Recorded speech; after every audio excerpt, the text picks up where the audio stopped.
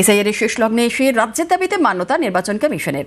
SIR এর নাম তুলতে গ্রহণযোগ্য ডোমিসাইল সার্টিফিকেট আর শেষ লগ্নে জানায় নির্বাচন কমিশন। ডোমিসাইল সার্টিফিকেট যেটা আমাদের রেজিস্টার্ড আছে সব জায়গায় অ্যাকসেপ্টেড হচ্ছে, বাংলায় বলছে হবে না।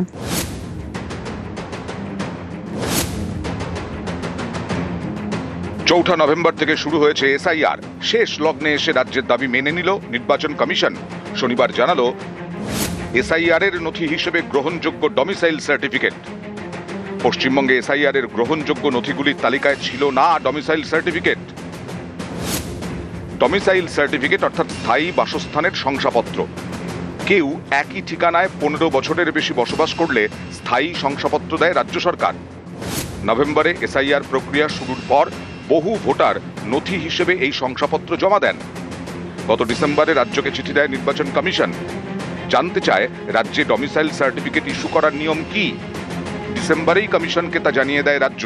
তারপর কেটে গেছে প্রায় 2 মাস। এসআইআর শুনানির শেষ লগ্নে এসে সেই ডোমিসাইল সার্টিফিকেটকে মান্যতা দিল নির্বাচন কমিশন। কমিশনের তরফে জানিয়ে দেওয়া হয়েছে 1999 সালের 2রা নভেম্বর এবং তার পরবর্তী সময়ের সংশোধনী অনুযায়ী জেলা শাসক, অতিরিক্ত জেলা শাসক, মহকুমা শাসক এবং কলকাতার ক্ষেত্রে কালেক্টরের দেওয়া স্থায়ী বাসস্থানের সার্টিফিকেট গ্রহণযোগ্য। বিডিও, পঞ্চায়েত প্রধান অথবা পুরসভার চেয়ারম্যানের দেওয়া সার্টিফিকেট গ্রহণযোগ্য নয়।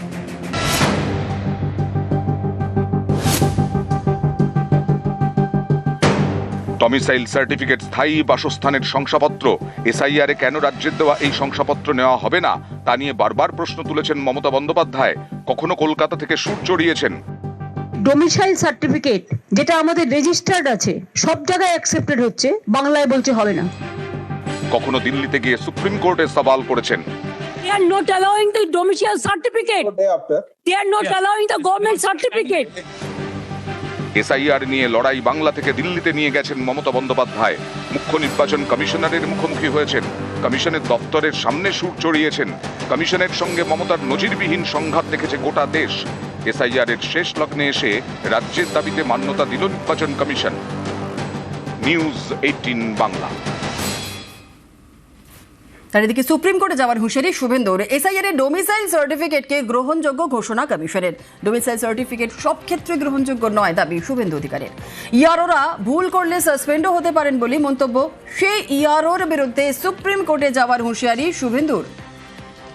1999 সালের যে অ্যাক্ট তাতে বলা হয়েছে খুব সিলেক্টিভ ক্ষেত্রে এই domicile certificate acceptable, not for all.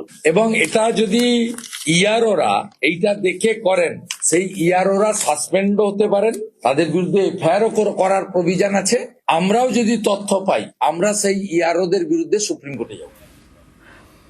মানুষের কাছে যাওয়ার অভ্যেস বিজেপির নেই, তাই কোর্ট এজেন্সির কাছে দৌড়ায়, কটাক্ষ কুণালের।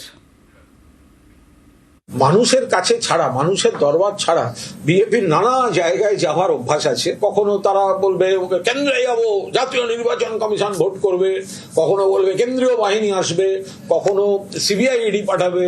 শুধু মানুষের কাছে যাওয়া এইটা বিজেপি জানে না। ফলে শুভেন্দু বাবুরা কখনো বলবেন অমুক কোর্টে যাচ্ছি, অধিকার আছে, যাবেন। ফের হিন্দুদের একজোটের বার্তা আরএসএস প্রধানের। 2047 অখণ্ড ভারতের বার্তা মোহন ভাগবতের। 247 में भारत विभाजन का डर पालने के बजाय 247 की में अखंड भारत के उदय की कल्पना करो। जो 500 साल सुल्तान बादशाह यहाँ रहकर नहीं कर सके, जो 200 साल में अंग्रेज नहीं कर सके, वो स्वतंत्र भारत में अब क्यों होगा फिर से? ये 1947 नहीं है। अब भारत को तोड़ने वाले टूट जाएंगे, भारत जुड़ जाएगा। कुछ ये जो सपने देख रहे हैं, दुस्वप्न देख रहे हैं, उनके मंसूबे कभी सफल नहीं होंगे।